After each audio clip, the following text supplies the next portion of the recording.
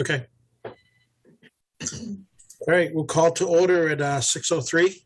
All right, let me start the Recording webinar. in progress. Okay, cool. All right. Thank you, Chris. And we'll open up for public comment. Again, raise your hand, and Andrew or Chris or Frank, well, Frank won't right now. We'll watch out for you. I'm not seeing anybody. Nobody. Okay. And no, by the way, no updates on the website other than there was just a brief update to let people know we had narrowed it down to the 3 that we're talking about tonight, and that we would be trying to narrow down our preferred option tonight. The meeting on WinCam from last week has already been uploaded to the website, so it's mostly been just about putting stuff where it needs to be so people can kind of stay current. Okay. And we got a review of meeting minutes for January 24th and January 31st. Has everyone had a chance to review those and get back to Don? Yeah, my only comment on that, Jay and Don, is at the footer, we should just reference the TAPE presentations, as a virtual document. Oh, yeah. Okay. Yeah. So I'll do that. Yeah. That's easy to do. We just need to add that as a document that was reviewed. Yep. That's fine. You got it. Can we get a motion to accept those two? So moved. Second? I'll second. Mark? Mark did. Okay, Mark's got it. All right, so we'll take a roll call. Chris? Aye. Don? Aye. John? Aye. Todd? Aye. Keitha? Aye. Miss Colleen? Aye. Awesome. And Frank second. Okay, so moved. Moving on, at footer for TAPE, right? Okay. We have Winchester High School, and I can can I elevate? I'll elevate Chris Conway. Okay. And I'm going to try to do. I see Pete's there too. Let me see if I can do both. Yep, I think that worked. I see Chris has his hand up, Jay. Yeah. I was here. All right, Chris, you want to start? So last week we received the SG&H final report on all the work that was done on the roof. Meg, John, and I met virtually last Friday, I think it was, and kind of discussed the direction to go in and what our thoughts were on the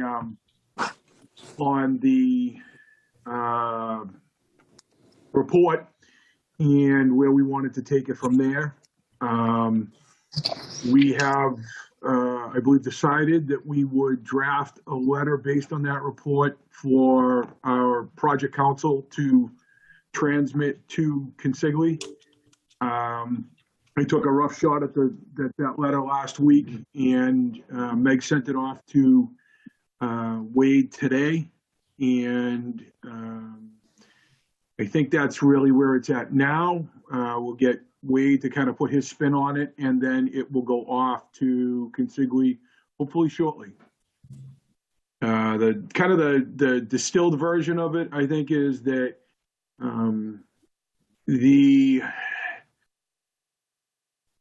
we no longer are experiencing any more significant water intrusion into the building. We do have one small nuisance that may or may not be tied to a unit.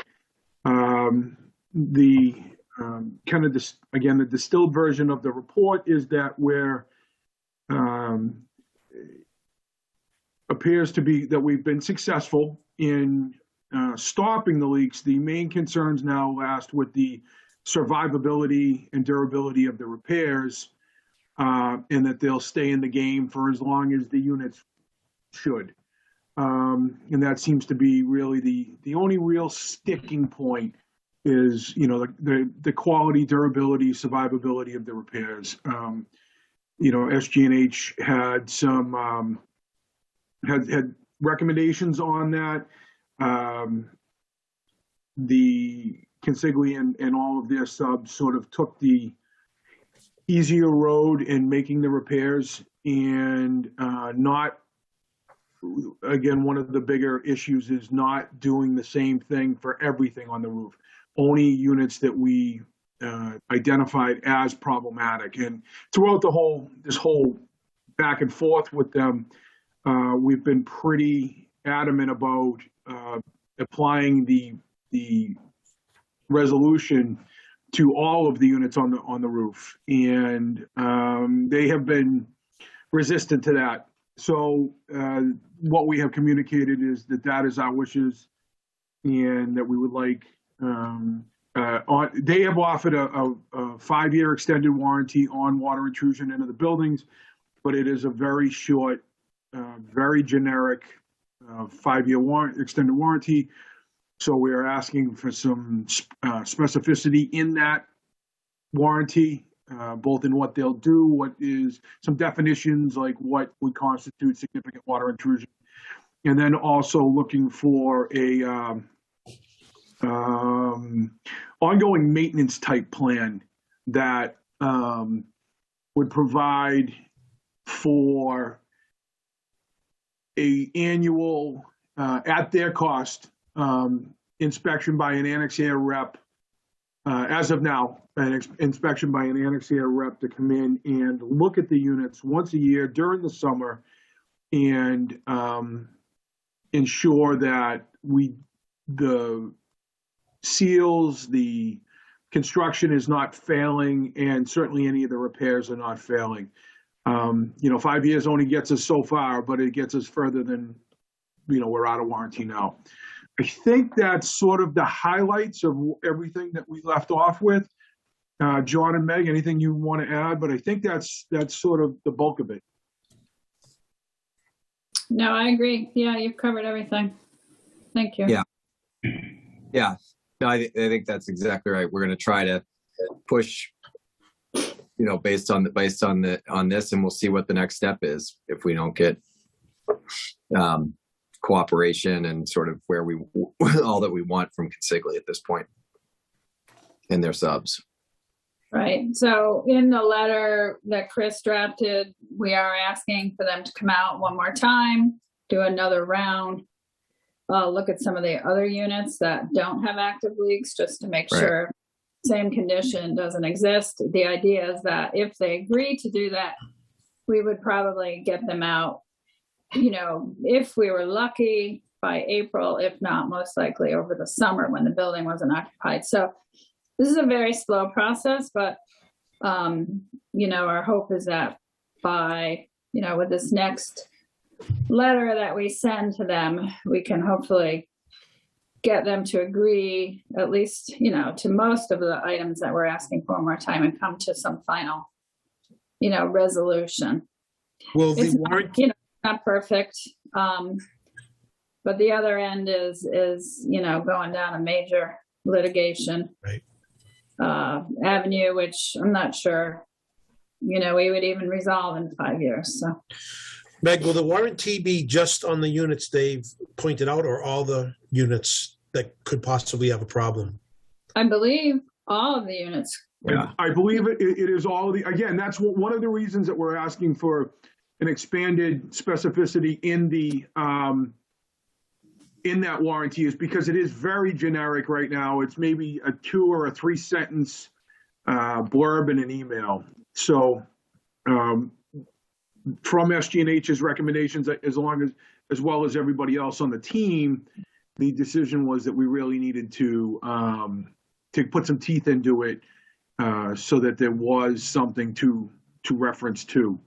We also did discuss that, the possibility of total unit replacement was not really a feasible approach at this time, given the fact that it's now an active building, and it would take, to do them during the summers, it would take several years to accomplish that, just restrict. So it didn't seem to make sense to pursue that as an avenue, but to really focus on trying to ensure the survivability of the repairs in the units that are up there now. Right. Okay. Chris, I know you buried any update on the paneling? No, I apologize. It's just since I've taken on a lot of these other things, it really had to go in the elective bucket for right now. Right. That's fine. Jay, I had one for Chris and Pete on the high school, if I can. Okay. So, and I didn't have the opportunity to email either of you in advance for this, so this is sort of it's a surprise I'm throwing out here. The front of the building, the hardscape, is it probably 4 years old now. I think that was part of phase 2. Karen and I actually had a meeting at the high school this afternoon, and I was just struck at how Chris and Pete, we're losing a lot of the mortar joints in the granite treads that lead up to the school, and that where that top tread meets basically concrete, that actually looks like a rod and sealant joint, and that is also failing in multiple places. And of course, my concern is freeze-thaw action. That's going to really deteriorate. Yeah. Is that, So, it's a wear surface. It's not really, I don't think of this so much as a warranty issue, but I want to be sure you guys are aware of it. Do we have a plan in place to sort of go after that? And is it possible that SMMA had tint in the grout and so forth, and we have some aesthetic things we have to match and all that stuff? so can I jump in on this? That Please. was a problem from early on, and there should be a lot of documented history about our issues with water seepage through the stairs. There's a long history to it and a problem. There was some review of it. They talked about pitching of stairs. If you look, there's some really ugly repairs that were like grinding of stone and things that really didn't do anything except make it look ugly. They did inspect a bunch of stuff, and more recently now, Chris, and I'll leave it to him now, instead of it being concern of water coming from the upper deck penetrating the concrete pad somehow and coming out, it seems that a lot of this water is coming from the big planter and then pushing its way across. And I'll let Chris expand on this. It's been a concern of mine for early on during the project that was, pushed back at me on. Yeah, that's, it certainly hasn't been scientific, but that's, based on some appearances that we saw when they were watering the garden, we would notice a little bit of extra seepage through the stairs. So again, not perfect, but it just seemed to be pointing that way. And that elevated head of water was pushing out through the stairs. We've long known, as Pete said, we've long known that water has seeped out through the stairs. We weren't necessarily comfortably sure where it was coming from, potentially just high water table but it does seem to be that it could be that raised garden. It's interesting because that garden with that radiused wall, that I noticed more failures in the mortar joints today at the end of the treads nearest that planter that Pete was describing. Mm-hmm. So it's interesting, and it makes me wonder, do we have like some positive side waterproofing in that planter to keep the water out? Who knows what SMMA drew? Who knows what was installed? But for what it's worth, it looks pretty bad. And it's going to get worse, and especially in the winter, it's going to get worse quickly. So it's something I think we got to figure out, or it's going to become a bigger problem. But interesting idea about where the water may be coming from. Yeah, and it's definitely a focal point to me. I don't think we can do anything that's really substantial duration right now. We'll have to wait till the spring. Yeah. And it is something that I want to do and look at, whether we're going to pack joints or look at weep holes or what we do. But I agree with you. It was a travesty from the start that beautiful walkway just ended up being ground and stuff coming out. There was a lot of back and forth from me to SMMA about that, and Consigli and Skanska. Well, I appreciate all of the time you've put into it. I hope we can find a way to address it in a permanent fashion. So it would be good to keep on our radar. Roger. Thanks, Jay. Anything else on high school? No. Thank you, Chris and Peter. Sure. Helpful. And moving on to Lynch, ad reno, item A, ad reno option AR2 update. Charlie or Chris taking that? Sure. So what we left it that we would come back this week with somewhat more developed materials relative to the three final options, with the hope and goal of selecting a preferred direction forward. Am I able to share a screen? Is that possible? Let's see. Looks like maybe. Yes, try now, Charlie. Okay, let's see here. Where am I?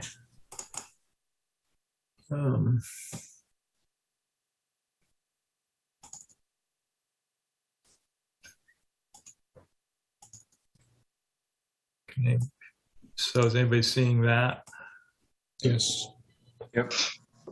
Seem like it's adequately large and viewable? Okay. So we had said we'd come back to you and talk about these schemes a little bit more. So we'll talk first about the addition renovation. We're not really talking about the renovation. The presumption is that the renovation is not truly a finalist. We've talked about that in the past.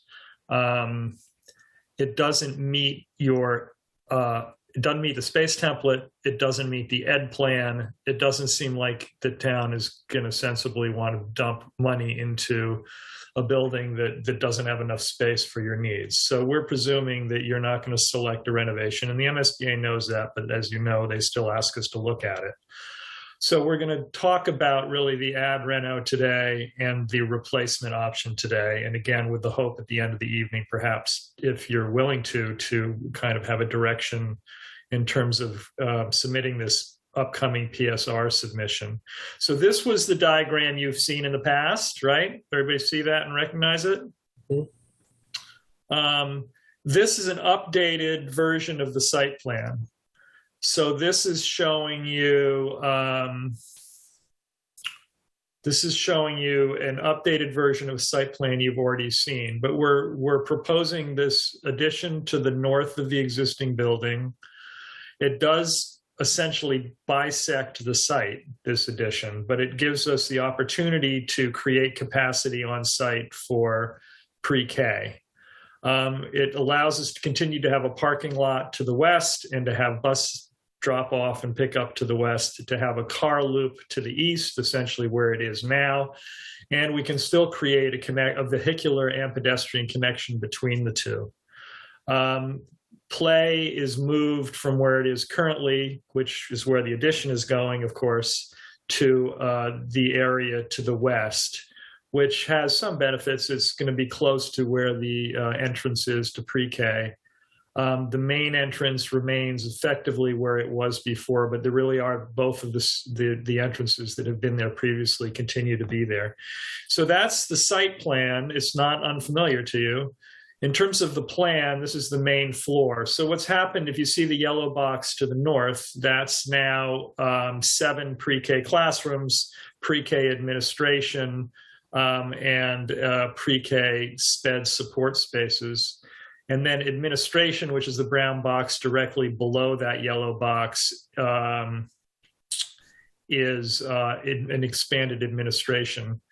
You can then see we've done our best to group classrooms in as logical a way as we possibly can.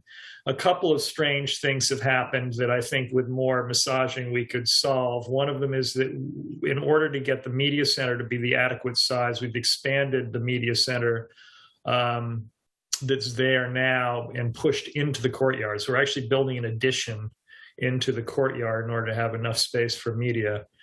The cafeteria stays where it is. The gym stays where it is. We've taken the wing on the right, the far east side of the building, the wing that has the, can you see my cursor? Yes. Okay, so This wing now has a music and flex space in it, and instead of that, we've organized it with classrooms in that wing in order, again, to get the adequate number of classrooms, to get classrooms that are right for square footage, and to get them at least together. The kind of art, music, and makerspace have gone down into the kind of the new classrooms in the southwesterly corner, which have those nice high ceilings and might make a very nice kind of zone for those sort of functions. And they're also grouped together. Back of house stays where it is, boiler room stays where it is. And we've given the kindergarten kind of a grouping on the south side. But the fact of the matter is, one of the kind of goals of the ed plan and that kind of exercise of going through the visioning was to create kind of smaller learning communities where grades were grouped. We can't really accomplish that literally with this floor plan. However, we've done our best to fit the program into it. And then the other floor is really what's being called here the basement, which might be not a very complimentary turn of phrase. It probably should be called lower level. Maybe we could fix that. But we've put 5th grade down there. But the fact of the matter is, whether it's 5th grade, 4th grade, 3rd grade, some grade is isolated on the lower level in order to fully utilize the building. So that's kind of how the ad reno works. It is effectively, building a big pre-K wing and then completely reconfiguring the existing building and doing a little bit of an addition into a courtyard in order to get media to be the right size. Are there any kind of questions about this option?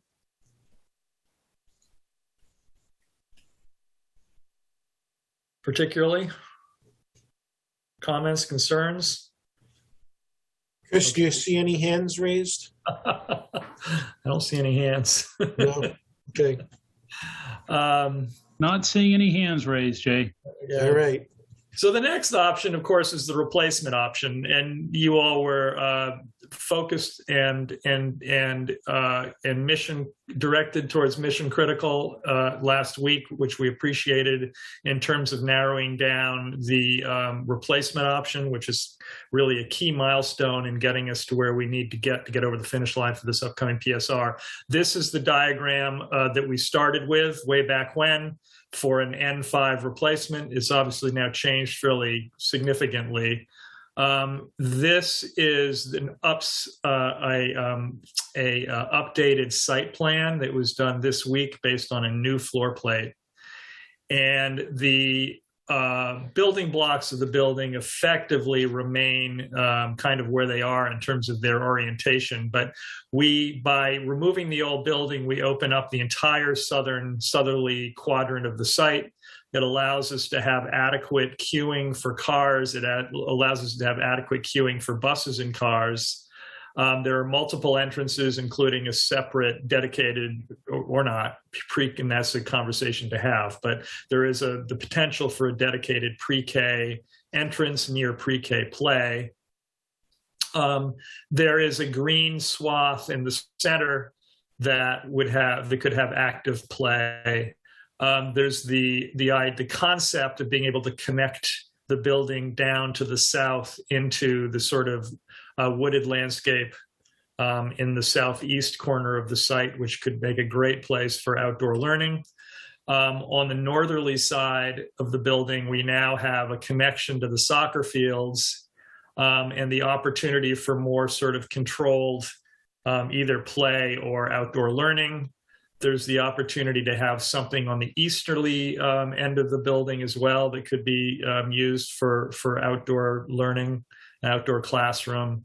And we've gone from a parking total of around, and I know somebody had asked about this earlier, which is why we put it here. We've gone from an existing total of parking of around 95 to a proposed total of about 127. And obviously these are round numbers. Well, certainly the proposed is a round number subject to change, but something along those lines. So we do get a reasonable increase in parking spaces with the new plan. And the building begins to unify the site. So we have the northern quadrant of recreational fields that the school can use during the week, that the community can use in the evenings and weekends. There's parking, there's access to those fields. And then the kids can go south and north. The gym can open up onto that northerly parcel. The cafeteria can open up onto the southerly parcel, which makes it adjacent to play. It also means that that's a good thing for like pickup and drop off if you want to keep kids dry or warm while they're waiting for cars or buses. So that's kind of the site plan as it sits right now. It still has a connection from Brantwood and the connection from the Horn Pond Brook. And there is a circular connection through the site. So those that could be closed off, it could remain open. We've talked about those concepts. The idea is to give you as much flexibility ultimately in the end to configure it the way you want to, and that could change operationally over time. So that's the site plan. The floor plans, these continue and will continue to be diagrams for quite some time. So these are just really early days trying desperately to fit the program. And they will become more sophisticated and more refined over time. We also will very much need the input of the district and the educators to truly make these work the way the district wants it to work. So this is really an early stage. But you can see that yellow wing to the right, that is pre-K, the opportunity for a dedicated pre-K entrance, the opportunity for a controlled entrance with pre-K admin, where students could get buzzed in or not. And then a series of pre-K classrooms as well as a pre-K sped area. And to the left of that entrance and to the right of the main entrance is kindergarten. So we have K and pre-K on the ground level, along with music, administration, which is a big brown box there. And again, that main entrance, people can be buzzed in. It's a control point. It's a way of creating a safe school. And then to the far left is the big block that has cafeteria and gym. Right now, we've got it organized so that the platform and stage could be accessed from both sides. It doesn't have to be. Those are conversations we will have to have in the future. And on the far, far left is that gray sort of wedge-shaped box, and that's back of house, which is BOH, and kitchen and storage. And obviously, that whole service area will need a service entrance for deliveries and the like. But there's the opportunity to do that over there because there will be, roadway and paving. So that's the first floor. We did actually reach out to the educational planner, David Stephen, for this project, who led the visioning, and asked him his view on this whole question, the conversation we had last week about grade configuration, which Frank very articulately talked about in terms of the logic of how to organize the building. And David agreed with the district's view on this, which is that he said most typically he would see in a 3-story building pre-K and K together, that he thought made sense educationally and developmentally. And then he said he thought, this is the second floor now, that it made a lot of sense to have 1 and 2 together, and that 3 was really the grade, and it makes a whole lot of sense to have 4 and 5 together. His view was 3 was the grade that could go either way. It could be with 1 and 2, it could be with 4 and 5. This is the second floor.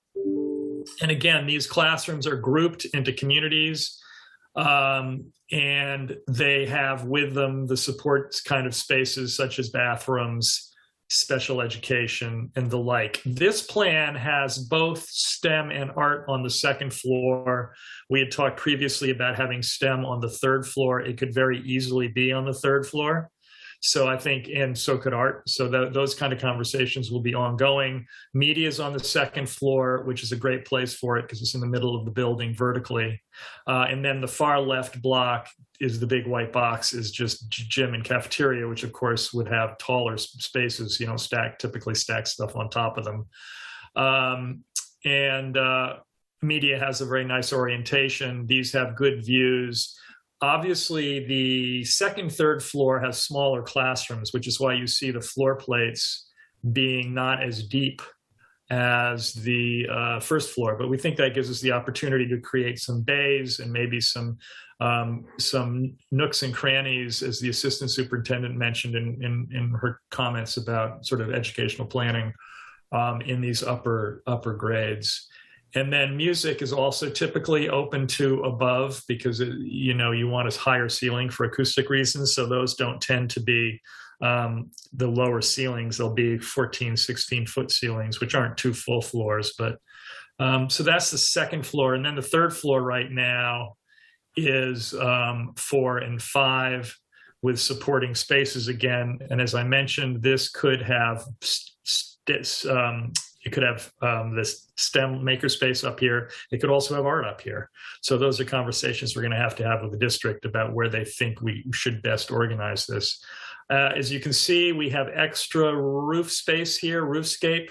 There was talk of a greenhouse, which would be kind of super cool, that could go there. There was also a conversation about the similarities in some ways to the VO. We could string all of these classrooms together laterally and have so that the corridor had southerly light with a kind of roofscape in front of it. Either of those could work, but the fact is that that's 4 classrooms worth of expansion space. In the future, we also think we could probably expand to the north with a classroom block that would be accessed through what is now a stair that would become a corridor, and that's another logical place to try to expand the building in the future. And we'll develop that diagram further as we move along. Each floor has teacher planning in the center. So there's 3 teacher planning centers, and those are really, act as copy centers, conference rooms, spot to get coffee, but really are trying to encourage collaboration and common planning and a place to go to make copies and prints. So that's kind of a floor plate. The massing of it really, really, really early stage. But this is just kind of getting sort of just generated very quickly by Revit. But you can begin to see the articulation of some bays, the lower scale to the bigger floor plate at the bottom, which might give the building a nice kind of a scale with these things sitting on top of it. I don't know that this cafeteria has to be as tall as it is shown here. Media center you'd see in the front, which could be very nice with a lot of glass, transparency. I mean, one of the things we heard loud and clear in the visioning session from parents in part was trying to make the building seem welcoming and transparent, safe, but transparent, so that when parents arrive, they're oriented, they know where they are.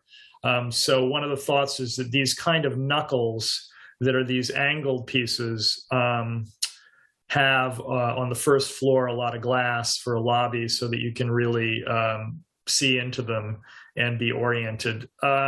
Here is a kind of a site diagram. We talked a little bit about this last week, and this is very diagrammatic and conceptual, but it shows you some things. It shows you the footprint of the building in gray. It shows you where the chain link fence currently is that kind of defines the edge of the developed site versus the trees. These green lines are the tree line, defined very loosely. This yellow line, which we have shown all the way through, is the 500-year floodplain. So obviously our building footprint is well out of that. The dashed blue lines are utility lines. We talked last week about this utility line that dives down towards the existing building. That's kind of like a significant utility corridor. It turns out now that we have an updated survey that there's also a water line that extends across the site that's not in that same utility corridor. That is going to be disrupted by the replacement option if the replacement option is selected. The engineers have no concern about that. They think that relocating a water line is not going to be too big a deal.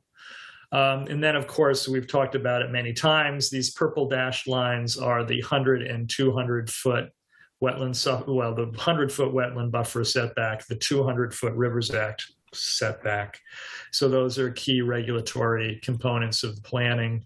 They did pick up botanist wetland flags, and we now know that there is a kind of a bulge where wetlands do come out into the fields, which is interesting, or to the edge of the fields. It's sort of a low area farther up the site, and we're nowhere close to that. But you do now see that 100-year buffer zone extends out into the fields. And then you can see in different colors, if you squint, different topo lines. The orange here is a 40-foot line that kind of goes along the edge of the soccer field. The soccer field is at about 39. And then a little bit more in our site is the 45-foot line, which kind of runs right through where our building is, and then down the site. And then on the left is the 50 and the 55-foot high topo lines. Those are that kind of higher hill to the northwest part of the site. Right now, we're sort of thinking maybe the building ends up at something like 45. The existing building is at about 47. If it were at 45, it would be about a 5 to 6 foot drop down to the soccer fields. So there could be a fairly gentle slope that could resolve that difference in topography. And there is the low area, which I believe right about here where my cursor is, that would obviously need to be filled because that is kind of a little mini kettle right there. As part of the project, as part of the earthwork for the project. And over to the far right, the topo is dropping away. So if we're at 45 and we're at the 40-foot topo line here, we are going to need to resolve those grades as well. So it looks to us like it's probably a fill project by the time we're done. Initially, I thought maybe we'd be balanced, but I don't think we will be. I think we're going to end up probably importing material to make this work. There is a kind of an old path that I suppose was a vehicular path that comes around to the east. And it may be that becomes the temporary access to the soccer fields during construction, because I think we're pushing over so far to the west here that we're not going to be able to get to the existing paths that go to the soccer fields and still have reasonable enclosure around construction. So it may be that for the course of construction and for maintaining those fields, we may end up rerouting folks from the west to the east in order to get to the soccer fields. So that's kind of what we have for today. And that gives you a sense of where we are with sort of planning around these two options. Are there questions around N5? I'll start with one, Charlie. On the laydown area, what did you have in mind, where the old school was? Or do you think we'd be losing some fields up front? So a week from now, we're going to present an initial idea about phasing and logistics. I think that the fact of the matter is the only real place it looks to me like we could do laydown would be to give the contractor a zone on the far west end of the site by Brantwood Road, which would mean taking some trees down. And I don't know how popular or unpopular that is. I mean, I don't know if that's a third rail. Taking some trees down and giving them a zone to the west where they could have direct access. They'd come in off a pond and immediately go onto the site. And then they'd have sort of a laydown zone to the west. They also could have some space, I think, to the north before you get to the first soccer field, but we can't take too much of that soccer field or all of a sudden we start losing field space. So it's going to be a bit of a delicate dance there, but there's really simply not going to be any space in front of the building because we need to maintain some sort of pickup and drop off from Royal Street on the east.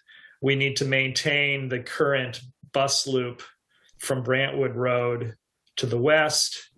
And we have an existing building that needs to operate. So they're rather close together. I mean, you can see here, we're taking the loop as part of this project. So the easterly loop is going to be gone. We think you can fit a 50-foot turning radius, which is basically an SUV, in here. It's not going to be bus scale. It's only going to be car scale, but we probably can get a 50-foot radius here, which means cars can come in, drop their children off, their children can still get to the entry. The loop to the west, we think we can maintain, and students can get to the main entrance or to the gym entrance. But beyond that, we're essentially going to have a construction fence between the two buildings. And we'll talk a little bit more, and we won't do it today. We'll talk a little bit more about what this means in terms of parking too, because that is another challenge, of course, because this replacement project takes over a lot, more than half the parking on site, and we need to figure out a way to solve that temporarily. We are basing this on an occupied versus a chance that we could have swing space.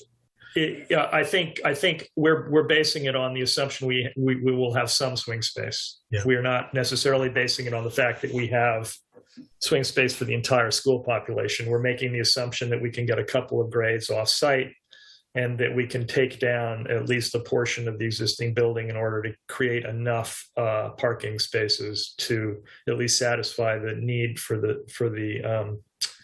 staff. Okay.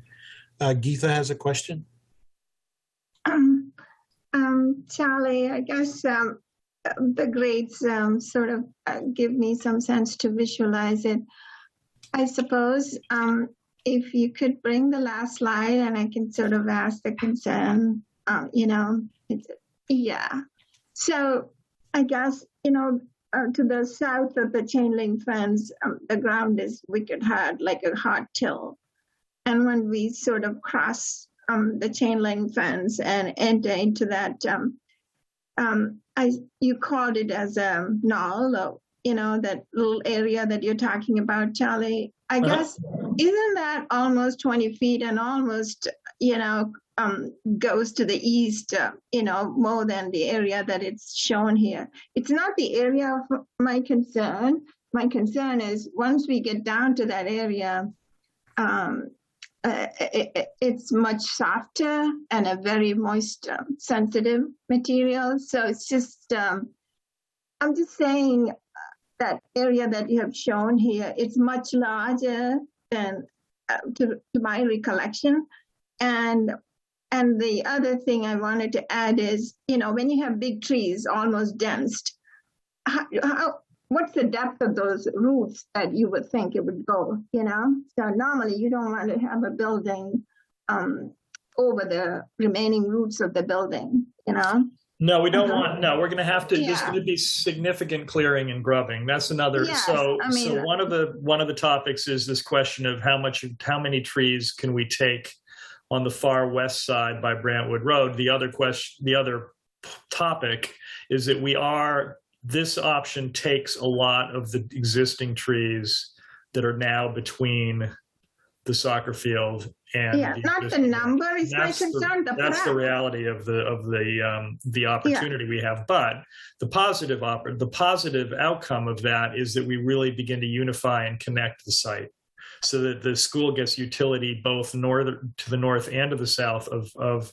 really taking advantage of all this site. And again, one of the things we heard over and over in the visioning was, can't we, such a great site, how do we access more of it? The kids don't have a lot of room to run around and play. How do we resolve that? This begins to, unlock the potential of the whole site. as So best my we can concern- under the constraints. Yeah, so my concern from the get-go was considering that, digging up the roots and whatnot, having the kids nearby, controlling the dust, it's not a piece of cake, that's sort of the concern. So it's not the 20 feet, we have to chase the roots to dig it up to build the building. The other one, I thought that low area, it's sort of functioning as a drainage ditch for the field as well as for the the school to the north. So once we take up that, we need to come up with a drainage ditch for the field, so that the field can drain. Absolutely, and our engineers are fully aware that our civil engineers are fully aware that they need to come up with compensatory storage for this, and I think a lot of it may be underground storage, which has a premium cost, but allows you to put things on top of it. But I mean, I fully expect that the final design will deal with these kind of issues of stormwater. So here's my thought to that, Charlie, to think about it with your design team. It's just the way the fields are. Again, it's much siltier, much clayer material. So to some point, yes, we can have them stored. After a certain point, it's going to back up because it's just too much. So that's why I was sort of, gosh, if it's a gravity controlled, I'm thinking that the field can take only so much to store it underneath. And at some point, it has to go somewhere. And we just don't have enough elevation between the field and the brook. And it's going to back up. So that's all I want. I was expressing concern for those two reasons. It's just the site prep and, controlling the dust would be a headache from the get-go. And it's just the way the sites are to the south of the chain link fence. We have a pretty darn good ground to take up the building very nicely. So they're good points, and the soils topic we'll have to take up. The drainage topic we have to take up with the civil engineer. I will say they have worked. They know this site, and they've worked in town.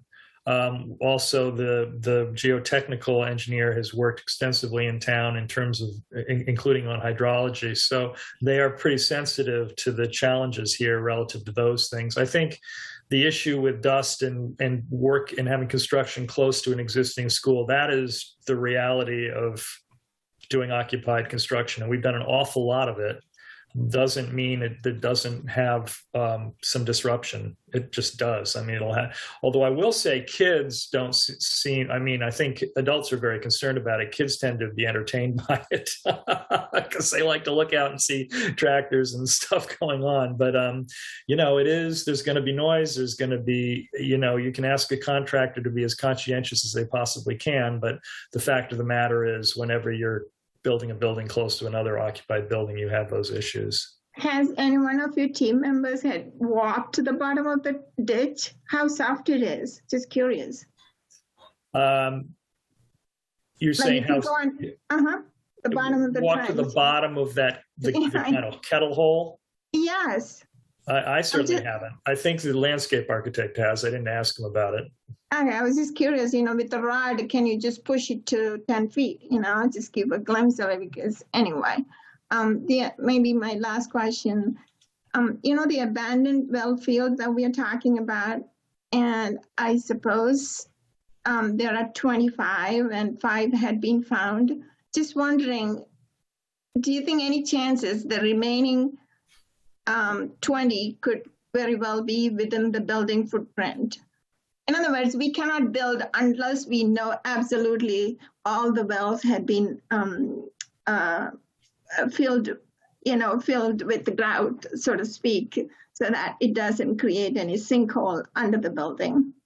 Right. So I guess you can build on top of the decommissioned well, right, as long as it's been filled. Right. So My I question think was, part of the issue will be finding them if we need to find them. Right. So what's the dilemma if we don't find the 20, and how do we know it's not going to be under the building? Because it would affect sinkhole, Well, it would. if I might, part of VHB's proposal was to do some, just forgetting the term, but they're going to do some, Ground penetrating radar. Thank you. Ground penetrating radar, so that they're going to locate them.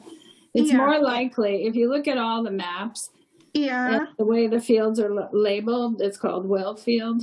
It's more likely that they're out in the fields and less likely that they're closer to under the building, because that land used to be part of the well field, and at a previous time, I forget, I think back in the 90s, the land that used to be owned by the water department was given over to the school department to build those fields. So it's most likely that the well fields, that the existing wells are in the field location. Okay. All right. All right. Thank you. Colleen, you had a question? I did. I wondered if you could pull up the site plan.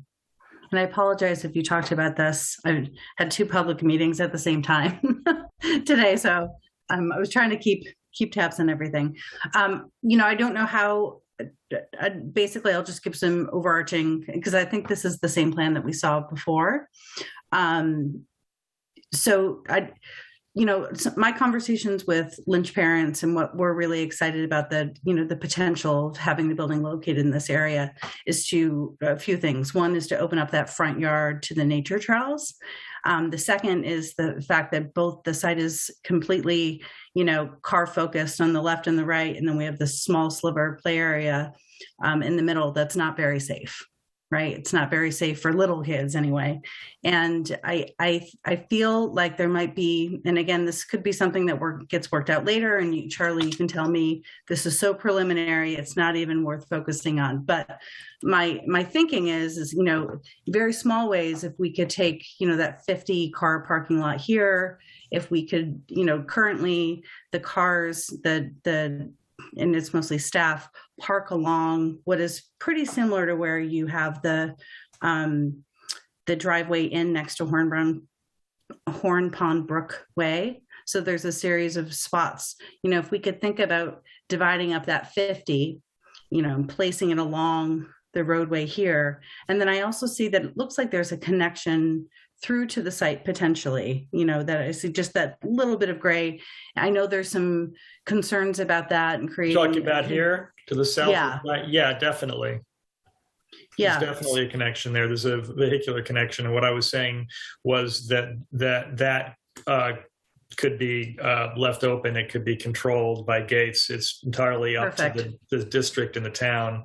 I do think public safety is going to want it, because they want to be able to respond to an event and come from multiple directions. They're not going to be happy if they're not allowed to get, but it could be controlled. I think what we want to do is plan in for flexibility, and then how you all, the town and the district, want to ultimately, and public safety want to use it becomes up to you. Yeah. So I guess to that end, I think that there probably needs to be a connection there too. We just know, because I'm on the right hand side, up on Richardson Street, Hornbrook Pond Way. There's absolutely no connection in this part of Winchester through. So there will be some people who will be very excited about the fact that these 2 parts of Winchester are connected and maybe use it. So the fact of having a restriction, I think it's a real thing.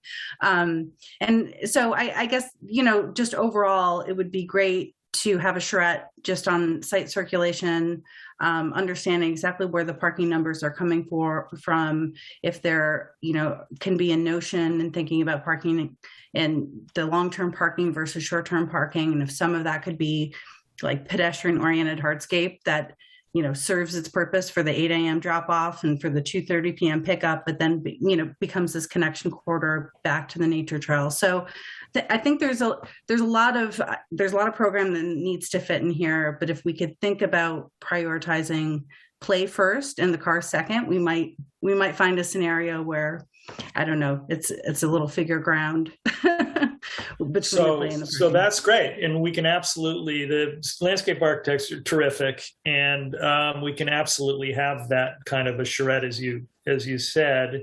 And, the other thing we're going to hear from other constituents is, oh my goodness, we're so tired of traffic. Give us as much queuing space as you can. So, and then we're going to hear from fire, oh, well, you got to give us adequate turning radius. So, there's a whole bunch of different Totally, I interests. completely.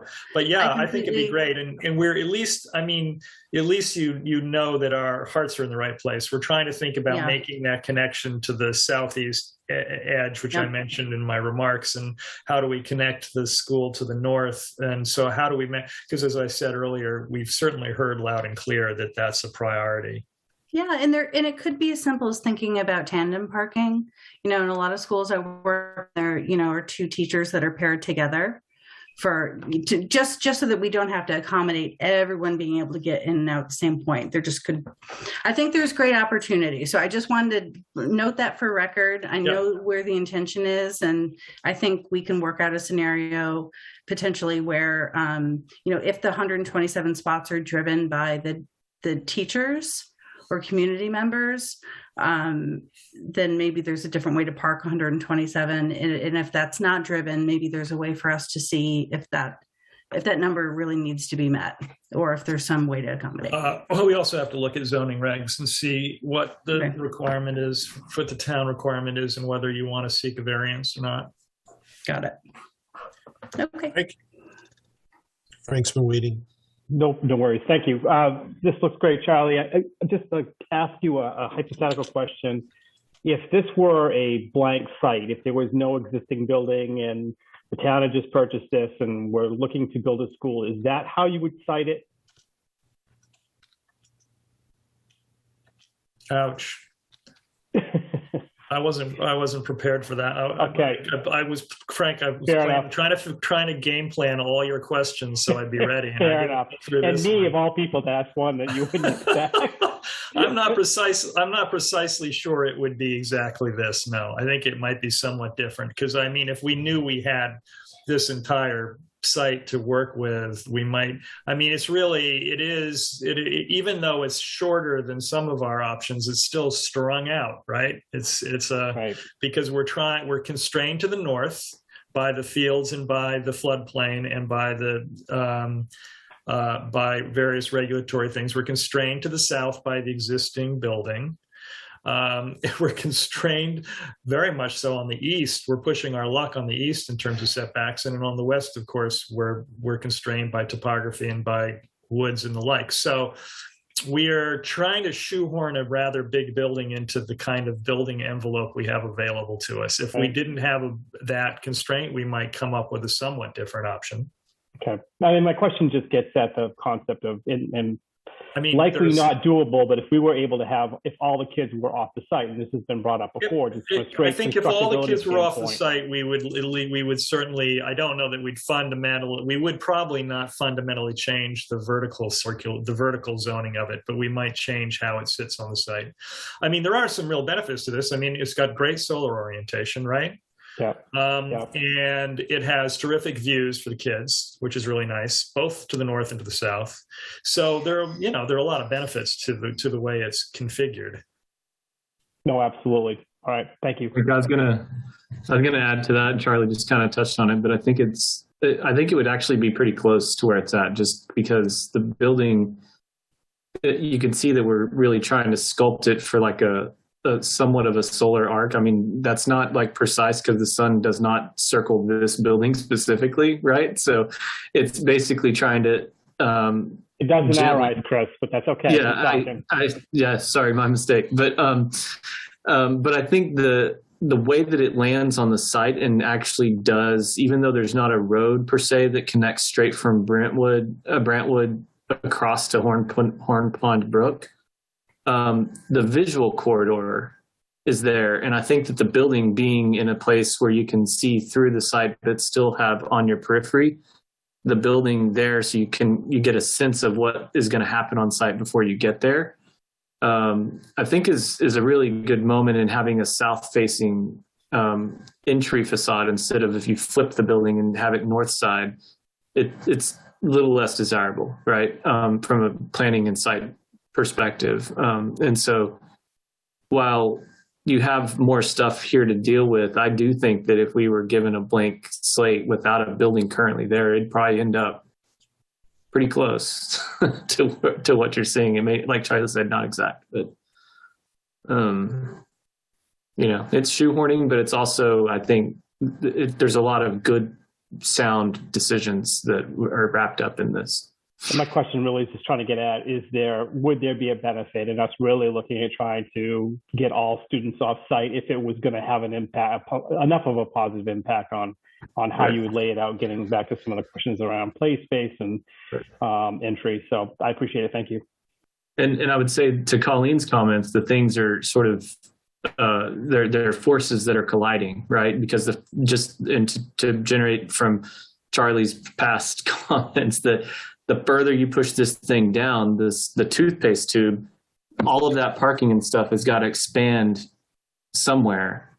And so we're going to, push it down, and then you have a building bisecting play and all kinds of things. So it's sort of like, to get a wider green space in the middle, we got to push the parking and driveways to east and west so we can get that center thing opened up. But then if we move the building down because no one's in the existing one and we can just tear it all down, then you've suddenly compacted all that parking again that's got to push back on the play. So I think it's all careful balance, and the charrette kind of gets to some of that. But I do think that where it's at is probably, we might, if you could move it down a few feet, that would benefit us maybe a little bit for the fill and reasons Charlie mentioned up above, but I don't think it would go that far. Is Chris Conway still on? I'm here. Chris, do you want to comment about what you're saying about the back house? Folks, one of the things I had noticed was currently you're carrying back of house functions on the first floor. I understand it's, sort of a almost schematic block at this point, but one of the things I was thinking is that there should be some sort of board of back of house allocation on the second and third floor as well, for custodian closets, utility rooms, cleaning materials, things like that, just so that they're not added at the end. I think there should be some allocation up front on the second and third floor for that function, preferably centrally located, and that picks up your electrical runs and, water, custodian closet with plumbing in it, all that. Just wanted to put that out there. I was noticing on the N5 that the back of house functions were only on the first floor. Absolutely. No question. That's super important. It'll probably, that kind of level of detail will probably come with schematic design. But yeah, I was just thinking a block at this point, just because you were showing everything as blocks, just so it doesn't get we overlooked. definitively will not forget about that. And it may be the allocation for mechanical space gets distributed. I mean, one of the nice things about, getting away from, quote unquote boilers is you can begin sometimes to decentralize some of the equipment and stuff. And that may help us as well, get some of the stuff off the first floor. So no doubt. Okay. Chris Nixon. Have a question? Hey, Jay, thanks. You hear me okay? Yes. Yeah, thanks. Sorry, I had to jump in the car and drive a kiddo to a hockey rink, so I've been listening in on this. This is really, I think, almost for a later stage in design, but thinking more about Colleen's observations about parking. I wanted to kind of just throw out a couple of observations about present-day activity at Lynch and at VO. So it's not at all unusual. I think Colleen and I lived this when we were pre-K parents, that many parents actually pull up on the other side of Horn Pond Brook, park along the street, walk their kids into the building, because there essentially is a shortage of parking on site when you're approaching from that side. And that's not really onerous to me. I mean, it's just another element of getting your kid to school and bumping into whomever you might know. And it occurs to me that at Vincent Owen, where we have that wonderful science park, I was observing recently a very large number of cars will actually parallel park on Amberwood Drive off of Johnson Road. And we have, they seem to be the older kids, maybe 4th, 5th graders. They're actually walking through the science park, through the woods, finding their way to Amberwood Drive to, get their ride home. And that also, to me, is okay. It's another way to find your ride, right? So I wonder if we might consider maybe a footbridge or something over the brook at the east side of the site that might allow some kids to find their way. Because right now we have a bridge, but it's primarily for vehicles. It's not a very friendly bridge to be crossing as a pedestrian. I'm talking about the one sort of on the pre-K end of the building today.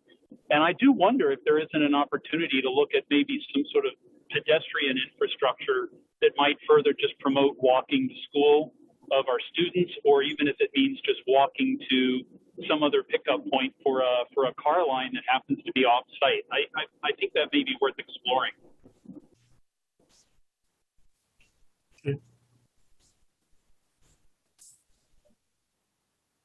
Any other comments on N5?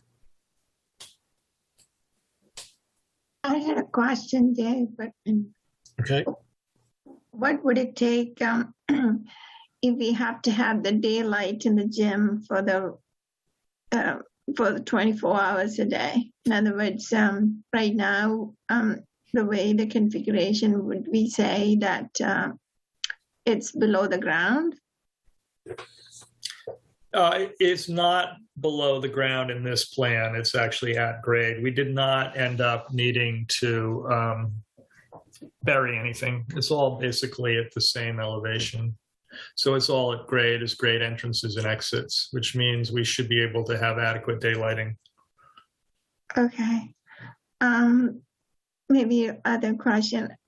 I thought the lower classes, maybe pre-K and K, the way they have dismissal, do they look for, especially when you have young kids, I went through that, when you have a little one in the stroller, that, in the bad weather, you want to have an opportunity, you just pull in and the kid would just get into the car, as opposed to that, you have to park the car and walk and come and get the child. I thought Ambrose had it, and I know VO for a little bit sort of made it work by cutting through making that loop. And I was wondering whether there's a preference to that here as well. Ita, can I just say about kindergartner at Lynch?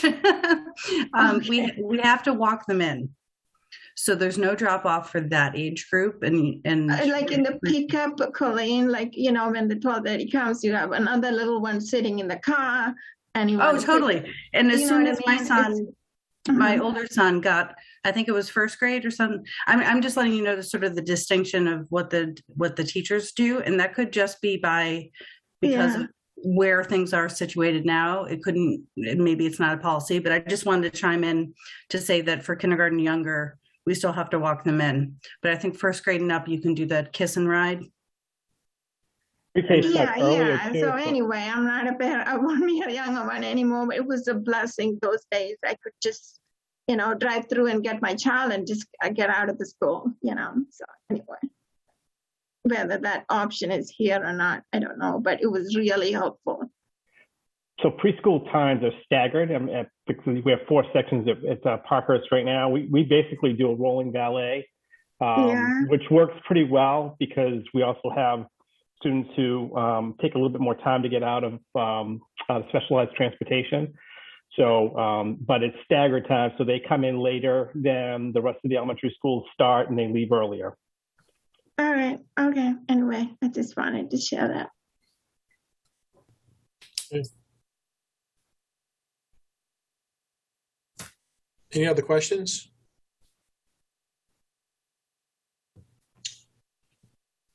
So are we ready to make a decision on this? Yeah. It's a trick question.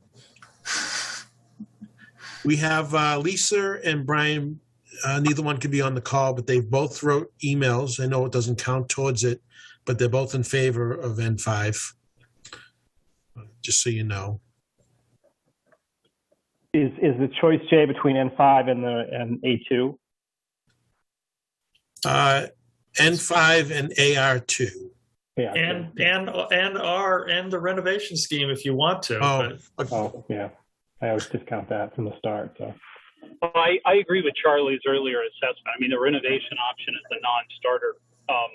if there's no further comments, I'm happy to make a motion that we authorize the development of the preferred schematic submission with N5 as the preferred option for submittal to the MSBA. I second that. Second. Okay, second by Colleen. So take a roll call. Todd? Aye. Either John? Aye. Mark? Aye. Don? Yes, aye. And Frank? Aye. Okay, passed. N5 it is. Thank you. Thank you. It's real.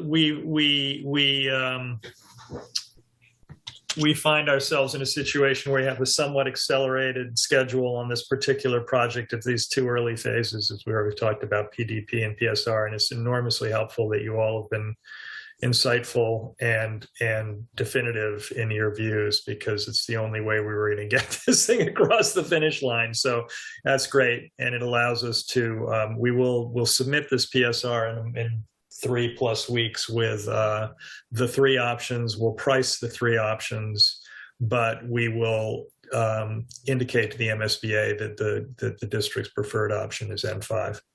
And, N5 will change. It will move around. It will evolve. It will become more refined. It will benefit enormously from things like what Colleen was talking about, which is getting the input of constituents, and it will also benefit enormously from getting the input ultimately of teachers and administrators from the district. So all of that is to come. It won't come during this phase in the next 3 weeks, but it will come during the schematic design phase. So thank you. All right, moving on to authorizations for payments. Just right before the meeting, I sent out the letter from Meg. Has everyone had a chance to review it? Any questions? All right, so we have TAPE for $91,084.50, Hill International for $14,372.50, Frida for $541.35, and then for the high school, those are all for Lynch. And the high school, we have Welch for $1,140 even. So we get a motion to approve? Do you want separate motions, Jay, for the high school one, or do you want to take? I think one is okay. They're all payments. I'll make the motion. All right, second. Second. Okay. Do a roll call. Geetha? Aye. All right, Colleen? Aye. Todd? Aye. Mark? Aye. Frank? Don? Aye. Chris Nixon? Aye. Okay, so approved. And moving on, other business. Do we have any? So I just want to put in a quick plug for those who had expressed interest in reviewing the MEP documents on the carriage house. Just want to remind everybody from the website, the school committee special projects website. So if you have any comments or questions on the MEP narrative, could you kindly send them to Jay, copy me, I suppose, and depending upon what feedback we're getting, we can kind of figure out how to react to it, answer questions, call a meeting, or what have you. I'd like to also just say that TAPE, at the request of the school committee, did go back and administration go back and kind of look at that architectural planning to see if there were any opportunities to kind of reduce that net to gross multiplier.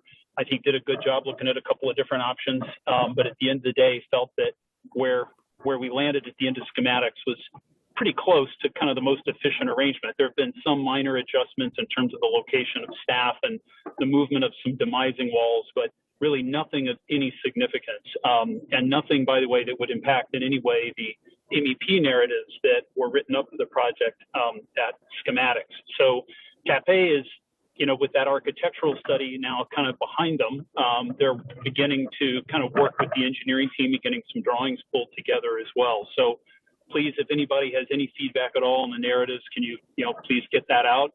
We'd certainly like to address that. And Jay, I might ask you just sort of take a moment to describe Yeah, let me say one other thing. So the cost estimate on the project from schematics is also included there on the website. And if anybody has any questions or comments about that, I think those are also welcome. Jay has previously noted there's some scope that maybe is carried like as a unit cost.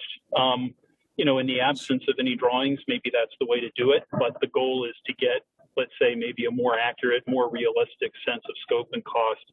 And the only way to do that is to produce drawings. So some of Jay's feedback in that area has been really helpful. So if folks do have questions or comments on the cost estimate, I think those are welcome as well.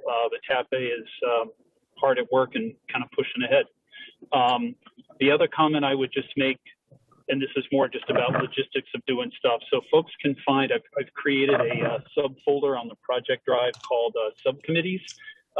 We have one for, of course, sustainability. So there's a folder for that. The agenda for next week's meeting is there as well. The meeting has been posted. I don't know if Frank or Andrew can confirm. I think the panelist links went out for that today, but if they didn't, they'll be going out soon. That'll be in a webinar format as well. So I just want to appreciate everybody for getting back to us in terms of their availability. And for some people, I know their availability may be kind of limited, only half the meeting or something, but we've identified that 2-hour block next week to cover a lot of ground. So that was it. Don, you had a comment? Yeah, just on the central office relocation project, where I'm just looking at the WPS website, and I'm only seeing the September school committee presentation and the relocation study, which I think are both from September. Is there something new?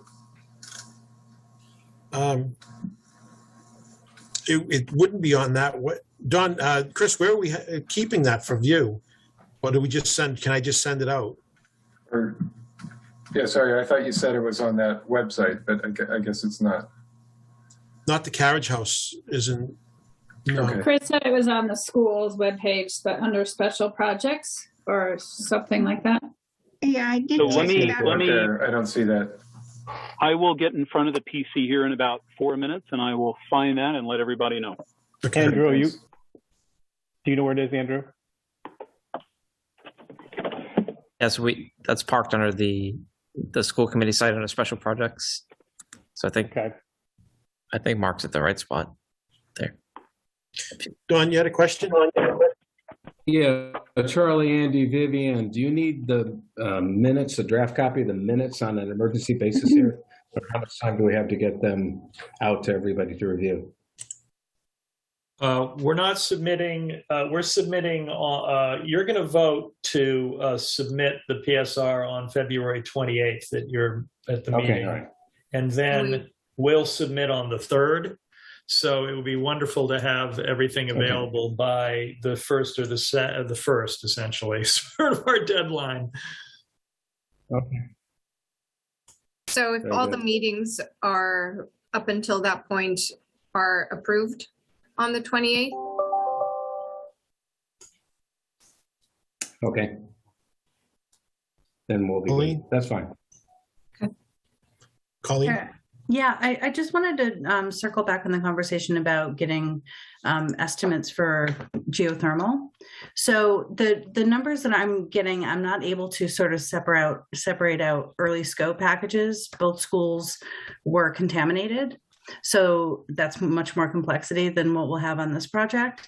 And I just wonder, is it simple enough for us to have an RFP or put together? I just wonder how these things normally happen for services that are outside of the design team, because I think in order to make the case for geothermal, we're likely going to, make sure that their scope for assessment matches our project specifically. I don't want to say it's $70,000 and have everyone here say, that's insane, we're not going to do it, if it's really 30 for our project. So I guess I'm just asking Vivian and folks how you normally bring on. I'm at a dead end without giving you guys a number that I think is way too high for what it would actually be for Lynch, and that might make it a non-starter, and I don't want to do that. That they can provide proposals with our existing engineers on doing that. I don't think you need to go and do an RFP process for that. It's just basically be treated as an additional service to the engineers that are already on board, and we can have them break out the clarity on exactly what they're studying and all the scope. So if you want us to ask them for a proposal, we could do that and pass that along. I think it was something that Chris and Todd, we all talked about. I think it would be great, Chris, if you can do that, because we were initially looking at cost for the upfront portion, where I had the cost for the construction and on each of the wells, and Colleen, forgive me if I'm overstating, but that you were going to look in for the consultants, and you seem to be running into a dead end. That if Chris, you could go back to your consultant and ask for it, I think it'd be helpful to understand what the overall cost of exposure would be to look into these. You're just asking for the ground study of the soil conditions to understand its capacity in terms of storage, and then basically doing like a schematic of what I guess would be looking at what it's a little bit chasing the tail a little bit until we have actual energy numbers, right? Yeah, to like balance towards. Yeah, maybe we can assume not a super aggressive EUI, but something that's, you know, like just north of 30, something 32? like that. 32. Okay. I mean, normally we want to be at 25. You think that's where we'll land? Oh, hopefully no. Hopefully we'll be a lot lower, but we don't want to. I wouldn't want to go in at a conservative EUI like that, and then, or that's not conservative, but you know what I mean. It's like, let's be as real as we can. I think all points are indicating that we're probably at the very least be on a path one, Eversource path one trajectory, which is like better than 25, right? So let's just start there. Okay. Which most of our schools recently are falling there or below, right? So I think it's safe that we know how to get it there, and then they can do some rough. I mean, we've done it on other projects, so I think we know what to do. What we'll do is Charlie and I will work with the consultants and put together a proposal. One of the things we have to do is a schematic of where you'd put the well fields too. I mean, we got to kind of figure that out. So that's part of it. That's part of the problem. And just so it's clear to everyone, I'm not proposing that we decide to go for geothermal and like sidelining anything. It's all we're doing is getting a cost for the study.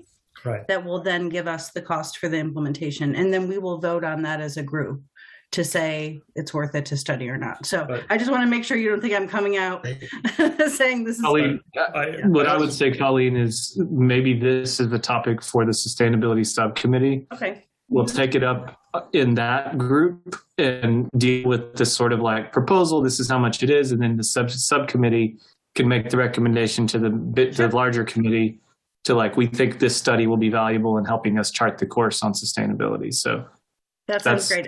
I just not know to in tell my you own guys your world, business.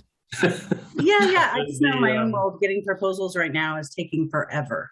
But so the 70,000 is not shocking, I don't think, to us. Yeah. But that was also 70,000. Okay. Yeah, that was 70,000 for a school 3 times and one school 5 times the size of ours. So but I know it's not they're not necessarily inexpensive, these studies. Yeah. It's probably somewhere between 30 and 70. As you noted. So right. But we'll get the numbers and pass that on. Chris, you have another question? Yeah, so I wanted to share screen with everybody so you know where to find this information again. So if you go to the district webpage and you click on school committee, you pull up the school committee webpage.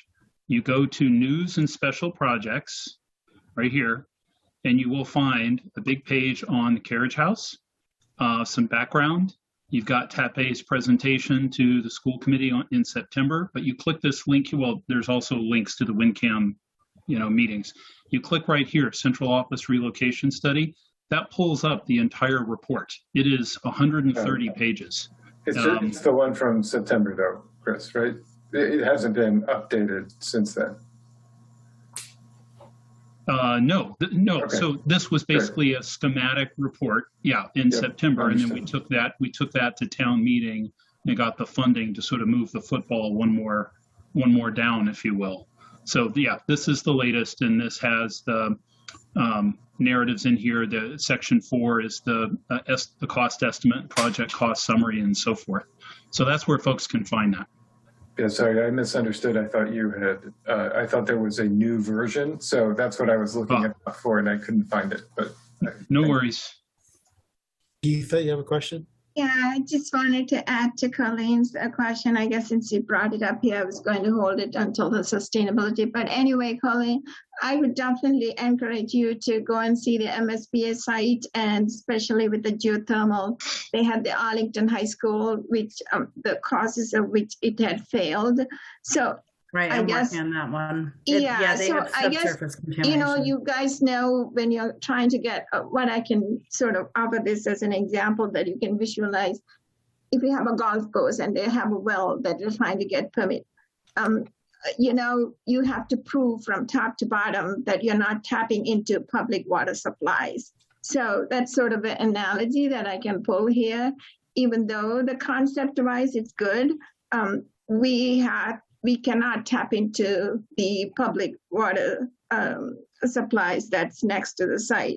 That's sort of the concept. So that's why they have to go well deep into the ground to get the water. I'm just trying to put the thought in front of you, Colleen. It's just a site and where sometimes it doesn't work. Sometimes it doesn't work. So that's what comes behind it. And I would definitely encourage at Arlington High School, and they had a presentation, I think, the December 2021, just to give some insight. We found contamination. I'm on that project. We found so contamination. That's sort of the analogy. We can disrupt it.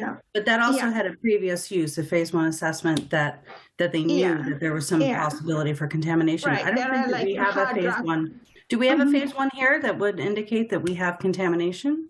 Well, no, we have a phase 1 and there was no indication in it.